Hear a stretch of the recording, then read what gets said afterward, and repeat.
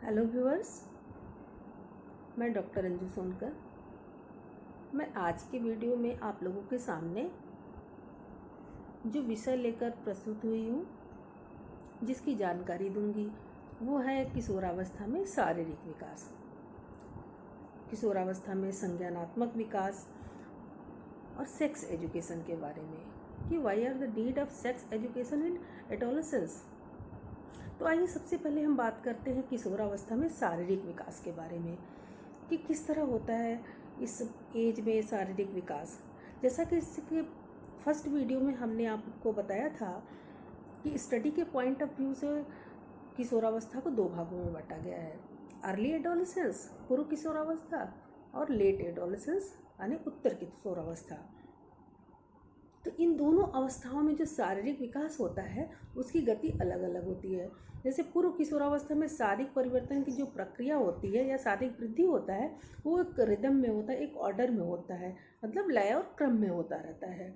और किशोर को इसका पता भी होता है कि उसे आभास रहता है कि क्या परिवर्तन हो रहे हैं हर क्षण उसके शरीर में, इस बात का उसे जानकारी रहता है। जैसे उसके कद का बढ़ना, वजन का बढ़ना, शारीरिक भार में वृद्धि हो जाना, और इस तरह से जो परिपक्वता का विभिन्न अवस्था में जो अंतर होता है वो उसकी गति में भी अंतर होता जाता है। जैसे कि तरुणावस्था में जब तरुण होते हैं, बाल्यावस्था के जस्ट बाद जो अवस्था स्टार्ट होती है उसमें उनका वृद्धि पूर्ण शुरुआत हो जाता है, और प्री एडोलेसेंस में जाते जाते वृद्धि दर धीमी पड़ जाती है, वृद्धि की गति थोड़ी घटने लगती है, और लेट एडोलेसेंस में वृद्धि जो होती है वो समाप्ति की ओर हो जाता है। और उत्तर किशोरावस्था तक किशोर के शरीर के सभी जो पेशी होते हैं उसमें संयोजन स्थापित हो जाने की वजह से उनके बॉडी का जो बेढंगापन होता है वो एक सही समायोजन कर लेता है और उसके शरीर का आकार अच्छा और सुडौल दिखने लगता है। अगर शारीरिक वृद्धि सतत यानी कंटिन्यू होता रहता है तो उसको सामान्य वृद्धि कहते हैं। जैसे शारीरिक विकास के कई पक्ष होते हैं। शरीर का आकार, आकार से मतलब है कि शरीर का, बॉडी का जो लंबाई होता है प्लस वेट होता है, उसको मिलाकर के शरीर को एक आकार प्राप्त होता है। तो यह कैसा है, और उसका कद, जैसे बालक लंबा है या लड़की है तो लंबी है, या उसकी कितनी हाइट हो रही है। बालक की जो लंबाई होती है हमेशा बालिकाओं की लंबाई की अपेक्षा ज़्यादा होता है। और उसके बॉडी का भार, भार के कारण वो अलग अलग आकार के दिखते हैं, जैसे मोटे, सामान्य, लंबे। जो लंबे वो बच्चे दिखते हैं जैसे जिनकी लंबाई बढ़ जाती है लेकिन बॉडी वेट में ज़्यादा फर्क नहीं पड़ता है, पतले रह जाते हैं, तो वो बच्चे लंबे ज़्यादा दिखाई देते हैं, या वो किशोर ज़्यादा लंबे दिखाई देते हैं। सिर, चेहरा, teeth, arms and legs, bones, bones में सॉलिडिटी भी होती है, जो कि थायराइड ग्रंथि से निकलने वाले जो हार्मोन्स होते हैं उसके द्वारा उसमें सॉलिडिटी आती है, मतलब अस्थियों में मजबूती आती है किशोरों के। जब हम अस्थि दृढ़ता की बात करते हैं, बोन सॉलिडिटी की, तो इसका बहुत बड़ा पारस्परिक संबंध होता है पोषण से। अगर किसी किशोर को, बालक को अच्छे पोषण मिलते हैं तो उनके बोन्स में सॉलिडिटी भी अच्छी आती है, उन्हें किसी तरह की दिक्कत नहीं होती है। जैसे अचानक तुरंत गिर जाने से बोन्स फ्रैक्चर हो जाने का कोई ऐसी संभावना ज़्यादा नहीं रहती है। और इसके साथ साथ कुछ आंतरिक परिवर्तन, इंटरनल चेंजेस भी आते हैं इस उम्र में। जैसे डाइजेस्टिव सिस्टम का, पाचन तंत्र में क्या है कि आमाशय और आंतों की पेशियां जो होती हैं वो किशोरावस्था में जाकर शक्तिशाली होने लगती हैं, मोटी हो जाती हैं, और आंकुचन और संकुचन की गति भी तेज हो जाती है। और कुछ जैसे सर्कुलेटरी सिस्टम होता है, रक्त संचार तंतु, वो जन्म के समय से वयस्क में होने तक का जो हृदय का भार होता है वो 12 गुना तक बढ़ जाता है। और श्वसन तंत्र, रेस्पिरेटरी सिस्टम, फेफड़ों का आकार में वृद्धि हो जाता है, बढ़ जाता है। तो बाल्यावस्था की अपेक्षा किशोरावस्था में जो सांसें लेने की जो गति होती है वो धीमी हो जाती है, क्योंकि फेफड़ों की साइज, आकार बढ़ जाता है। और होता है एंडोक्राइन ग्लैंड्स, अंतःस्रावी ग्रंथियाँ, इसमें जैसे पीनियल ग्रंथि, थाइमस ग्रंथि, पिट्यूटरी ग्रंथि, थायराइड ग्रंथि, पैराथायराइड ग्रंथि, एड्रिनल एवं यौन ग्रंथि, ये सभी ग्रंथियाँ जो होती है क्रियाशीलता, उनके भार में एवं सक्रियता में और बाल्यावस्था से किशोरावस्था तक घटने बढ़ने का क्रम इनमें भी चलता रहता है।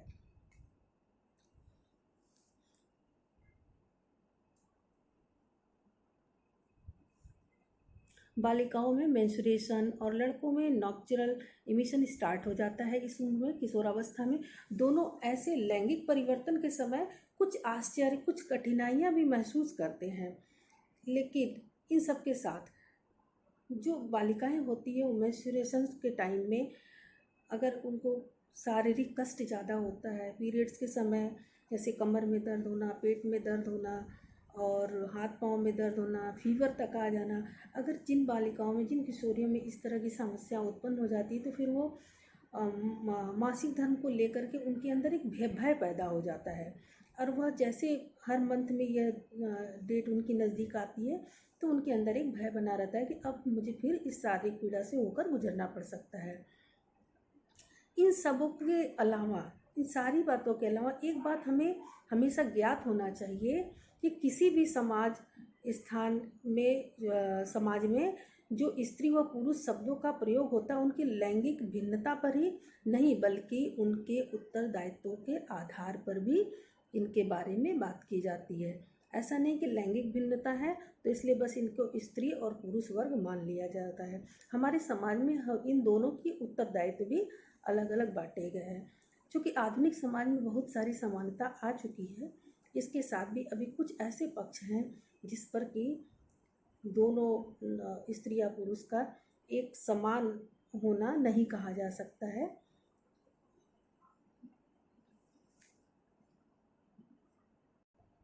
वह पक्ष है जैसे कि दोनों के भार में अंतर होता है, लड़कियों का भार हमेशा बालकों से कम होता है और बालकों की अपेक्षा इनकी लंबाई कम होती है। और अगर देखा जाए तो नेचुरली ताकत में भी लड़कियां हमेशा लड़कों की अपेक्षा कम होती हैं। तो कुछ ऐसे प्राकृतिक अंतर हैं जो कि लैंगिक विभेद रखते हैं। तो इसी विभेदों के साथ ही बालक और बालिकाओं दोनों का शारीरिक विकास होता रहता है। और आइए अब हम अपने दूसरे पॉइंट पर चलते हैं, किशोरावस्था में संज्ञानात्मक विकास पर। Cognitive development in adolescence. संज्ञानात्मक विकास क्या होता है? यह संज्ञान विकास एवं तार्किक चिंतन की अवस्था होती है जो किशोरावस्था में जो संज्ञान में जो बातें आती हैं उस पर जो एक चिंतन करता है किशोर, वह बहुत ही सफल किशोर होता है। इस समय यह ऐसी एज होती है कि इसमें वह अमूर्त चिंतन मुख्य विशेषता होती है किशोरावस्था की, और समस्या समाधान के उसमें क्षमता का विकास हो चुका रहता है। जैसा कि इसके पहले भी हमने बताया था कि जो लेट एडोलेसेंस में किशोर पहुंच जाता है तो उस समय तक वो अपनी समस्याओं का समाधान करने में सक्षम हो जाता है। वास्तविक और अवास्तविक में अंतर भी समझने का उसके अंदर विकास हो जाता है और परिकल्पनाएं विकसित करने की क्षमता हो जाती है। जैसे कोई भी हाइपोथेसिस डेवलप करना है तो वो उनके अंदर इतनी क्षमता रहती है कि वो सोच समझ पाते हैं उन पॉइंट्स को, और विसंगतियां समझने की भी क्षमता का विकास हो जाता है। विचारों के संबंध में विचार करने की क्षमता जो होती है उनमें आ जाती है। किसी पॉइंट्स को लेकर के वो डिस्कस कर लेते हैं, आपस में बातें कर लेते हैं और एक सही सल्यूशन पर पहुंचने की उनमें क्षमता विकसित हो जाती है। तो अतः कहा जा सकता है कि बच्चे, किशोरियों में जो तार्किक चिंतन की क्षमता होती है उसमें उसकी वजह से उस किशोर में या किशोरियों में नए नए विचारों का उदय होता है। यानी जितना तार्किक चिंतन की क्षमता अधिक रहेगी वह उतने ही नए विचारों पर सोच पाने में और उस पर कार्य कर पाने में सक्षम होंगे, और इनमें नई तकनीकों को समझने की लगन होती है। किसी भी नई टेक्निक को वो देखते हैं तो वो उनके अंदर एक इच्छा जागृत होती है कि हम इस चीज़ के बारे में जान जाए, इसको सीख लें, और कार्य को समझकर करने की दृढ़ इच्छा शक्ति उनके अंदर उत्पन्न हो जाती है। और इसी प्रकार के बालक का विकास जब दृढ़ इच्छा शक्ति वाले बालक नागरिक के रूप में होता है। और आइए अब हम कुछ जानकारी देते हैं अपने थर्ड पॉइंट्स पर, सेक्सुअल डेवलपमेंट पर। क्या है ये सेक्सुअल डेवलपमेंट? जब किशोरावस्था के प्रारंभ होता है तो शरीर का जो लंबाई चौड़ाई बढ़ता है, भार में वृद्धि होती है, तो उनमें सेक्स की दृष्टि से भी परिपक्वता प्रारंभ हो जाती है। इन परिवर्तनों का जो किशोर पर प्रभाव पड़ता है, मानसिक जीवन पर प्रभाव पड़ता है, उनके आत्म संगठन पर प्रभाव पड़ता है। इनको समायोजन में कठिनाई आती है, लेकिन समय बीतने के साथ साथ ये दूर भी हो जाती है और विपरीत लिंग का ध्यान आकर्षण करने का ये प्रयास करने लगते हैं। और जिन बालक बालिकाओं में शारीरिक परिपक्वता देर से आती है, उनमें लज्जा, संकोच, खेल कूद में खुलकर भाग न लेने जैसी वाली प्रवृत्ति व्याप्त होने लगती है। और जिन बालक या बालिकाओं में मैच्योरिटी जल्दी आ जाती है, उनमें कुछ कभी कभी कुछ अवांछित व्यवहार भी करते हुए देखे गए हैं। तो जब हम सेक्स एजुकेशन की बात करते हैं तो थोड़ा सा बताएंगे कि सेक्स एजुकेशन क्या है। देखिए, सेक्स एजुकेशन जो मानव यौन व्यवहार से संबंधित समस्याओं पर एक शिक्षण चिकित्सा है, जो कि इसके बारे में ज्ञान देता है। इसमें कई सारे पहलू शामिल हैं, जैसे भावनात्मक जिम्मेदारियाँ, इमोशनल रिस्पॉन्सिबिलिटी, यौन गतिविधियाँ और सहमति की उम्र। सहमति की उम्र से मतलब है कि जैसे हमारे कानून में भी ये तय किया गया है कि एक बालिका की आयु, विवाह की आयु 18 वर्ष और बालक के विवाह की आयु कम से कम 21 वर्ष अवश्य होना चाहिए। तो ये सहमति का उम्र भी होना चाहिए और सुरक्षित यौन संबंध के बारे में उन्हें जानकारी होनी चाहिए। और यौन संयम जो सबसे मोस्ट इम्पॉर्टेंट चीज़ होती है, यह किशोर को के अंदर होना चाहिए। इससे संबंधित जानकारियाँ इस सेक्स एजुकेशन में दी जाती है। तो सेक्स एजुकेशन प्राप्त करने के कुछ सामान्य रास्ते हैं, जिसके द्वारा हम किशोर को, किशोरियों को या बालक बालिकाओं को, अपने बच्चों को सेक्स एजुकेशन के बारे में जागरूक किया जा सकता है। जैसे पेरेंट्स हैं, घर में पेरेंट्स के द्वारा छोटी छोटी शिक्षा के द्वारा उन्हें इस बारे में जानकारी दी जा सकती है। उनके बाल्यावस्था से ही ये जानकारी शुरू कर देनी चाहिए। जैसे बच्चा अगर बिना कपड़े, बिना कच्छे पहने सामने आ जाता है तो उसे सिर्फ डांट दिया जाता है, लेकिन उसे डांटने के साथ साथ ये समझाना चाहिए कि बेटा ये आपकी बॉडी का प्राइवेट पार्ट्स है, इससे आप बिना कपड़े पहने किसी के सामने नहीं आना चाहिए। इस तरह से उन्हें समझाते रहना चाहिए। और कुछ सार्वजनिक स्वास्थ्य अभियान होता है, उसके थ्रू सेक्स एजुकेशन की जानकारी दी जाती है। और फॉर्मल स्कूल प्रोग्राम में भी इसकी जानकारी दी जाती है, जिसके थ्रू सेक्स एजुकेशन बालक बालिकाओं को दी जाती है। तो वैसे पारंपरिक संस्कृति वाले देशों में इससे एक वर्जित विषय माना गया है, जहाँ पर बहुत अधिक धर्म संस्कार की बातें होती, तो इसे लागू करने के लिए बहुत सारे लोगों ने अपने अपने ऐसे पक्ष रखे कि सेक्स एजुकेशन कैसे दिया जा सकता है। इसको देने में कई तरह की बाधाओं का सामना करना पड़ा। और सेक्स एजुकेशन की शुरुआत कैसे हुई, इसकी शुरुआत क्यों की गई, क्यों इसकी आवश्यकता पड़ी? जब पूरा विश्व मानवाधिकारों और शिक्षा के प्रगतिशील आंदोलन में आगे बढ़ने की शुरुआत कर चुका है, पूरा विश्व कर चुका है, ऐसा नहीं कि सिर्फ हमारा भारत देश है।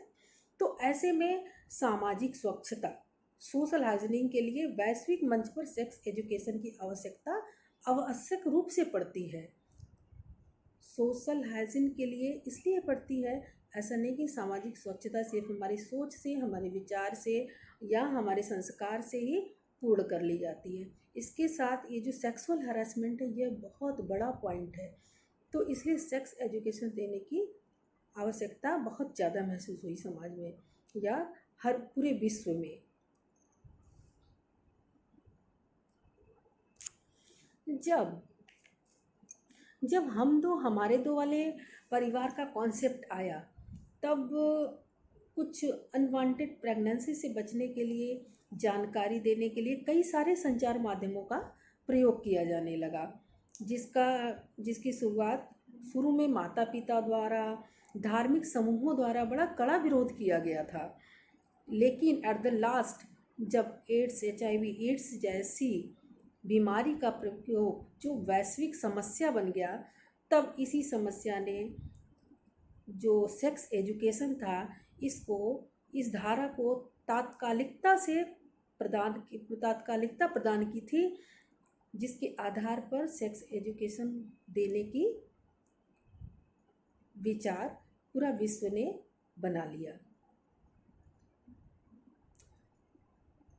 अब किशोरावस्था में जो कुछ सेक्स की जानकारी दी जाती है, सेक्स एजुकेशन दी जाती है, तो वो क्या है, किस किस पॉइंट्स पर किशोरों को सेक्स की जानकारी देना चाहिए।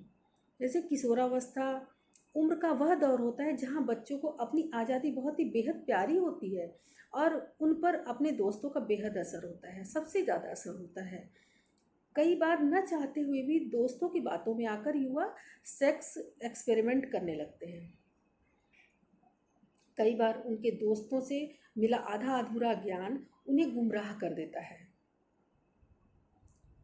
दूसरे, सेक्स को लेकर इस उम्र में बहुत कुछ जानने की उत्सुकता भी होती है उनके अंदर, किशोरों के अंदर या किशोरियों के अंदर।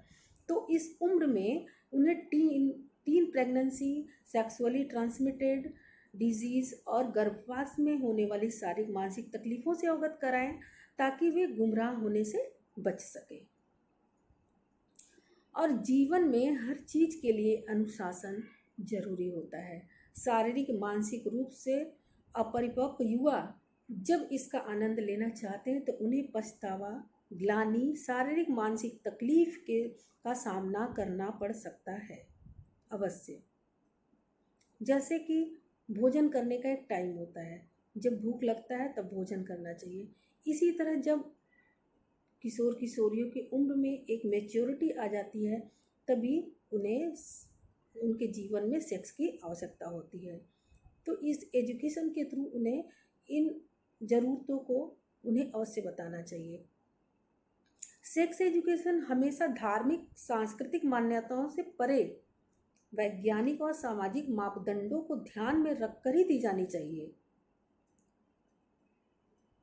और सबसे मोस्ट इम्पॉर्टेंट पॉइंट है कि सेक्स एजुकेशन जब भी दिया जाए, लड़कों को, लड़कियों को, किसी को भी जब भी दिया जाए तो वह हमेशा ग्रुप में देना चाहिए, न कि इंडिविजुअली।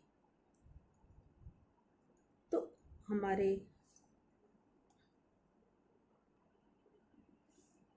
आज के वीडियो में मैंने आपको किशोरावस्था में शारीरिक विकास, किशोरावस्था में संज्ञानात्मक विकास, किशोरावस्था में सेक्स एजुकेशन, इसकी आवश्यकता क्यों है, उन्हें किस तरह की एजुकेशन देनी चाहिए, ये सब के बारे में आपके साथ चर्चा किया। हम जल्द ही आपसे मिलेंगे अपने नए वीडियो में कुछ नई जानकारियों के साथ। तब तक के लिए नमस्कार।